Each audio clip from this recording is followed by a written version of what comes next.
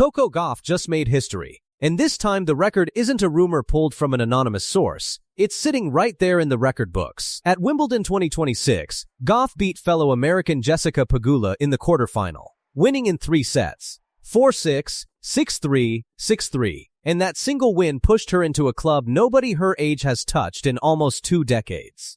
By reaching that semifinal, Coco Gauff became the youngest woman since 2007 to reach the semifinals of all 4 Grand Slams in her career. And she's cracked the Final 4 at every one of them before turning 23. Let's rewind for a second, because the story only hits harder once you know where she started.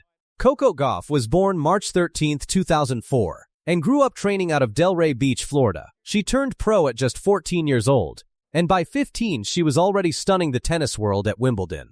Fast forward to now, she's 22, ranked world number 4, and she is a 2-time Grand Slam singles champion, with her first major coming at the US Open in 2023 and her second arriving at the French Open in 2025. 2 different surfaces, 2 different kinds of pressure, 2 trophies. That's not hype, that's the actual scoreboard. Now here's what makes this Wimbledon milestone hit different.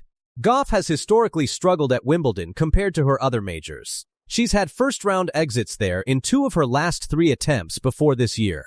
So when she pushed all the way to the semifinal in 2026, it wasn't some inevitable coronation. It was a genuine breakthrough against her own history on that specific court.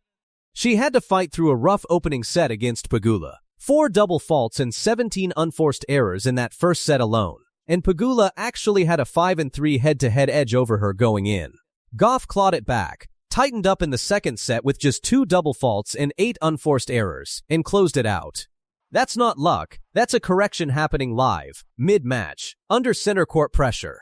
And the wild part is, this breakthrough is happening inside a season that hasn't even given her a title yet. Heading into the Cincinnati Open in August 2026, Gauff carried a 34-13 record for the year. She made the final in Miami. She made the final in Rome. She reached the semifinals at Wimbledon, at Dubai, and at the Canadian Open in Toronto. She made the quarterfinals at the Australian Open.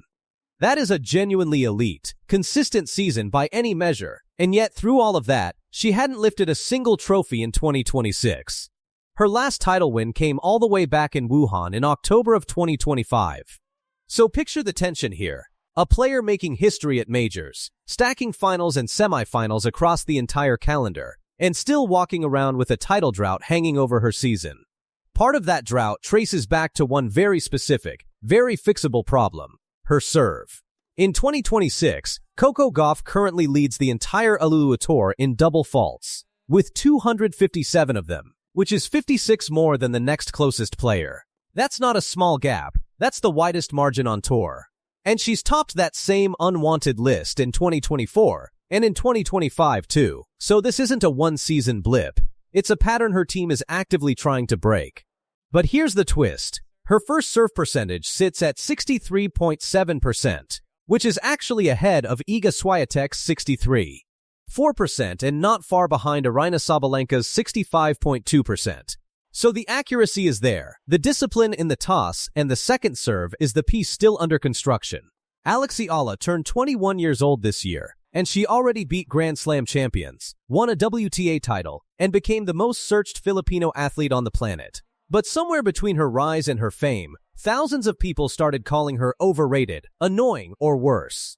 The real reason behind that hate has almost nothing to do with her tennis, and everything to do with what happens when a country falls in love with one athlete too fast. Start with the love, because that part is easy to explain.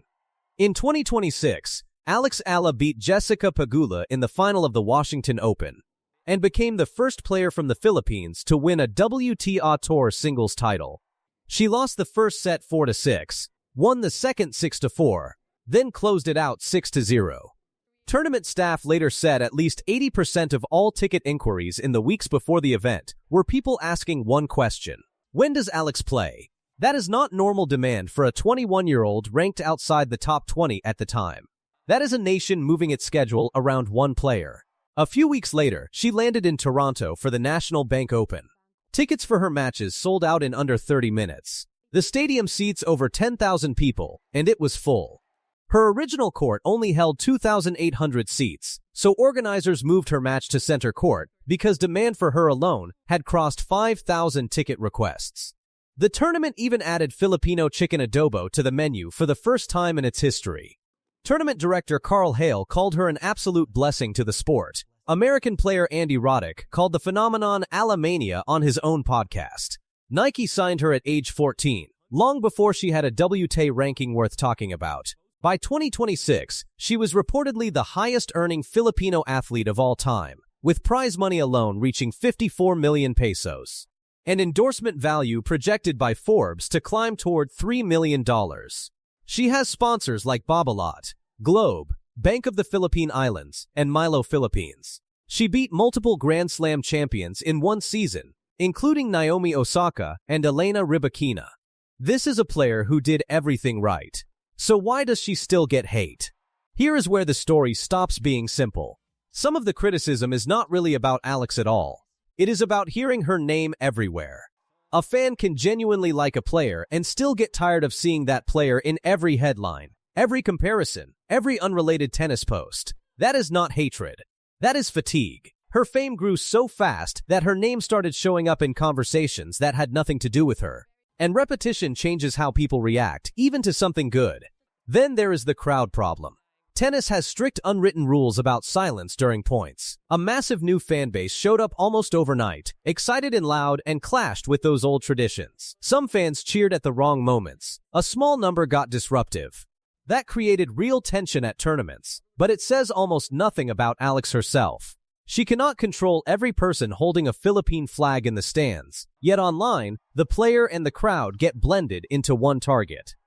Now here is the part that changes everything. And it is the part most people miss completely. Some of the hate directed at Alex was never even real.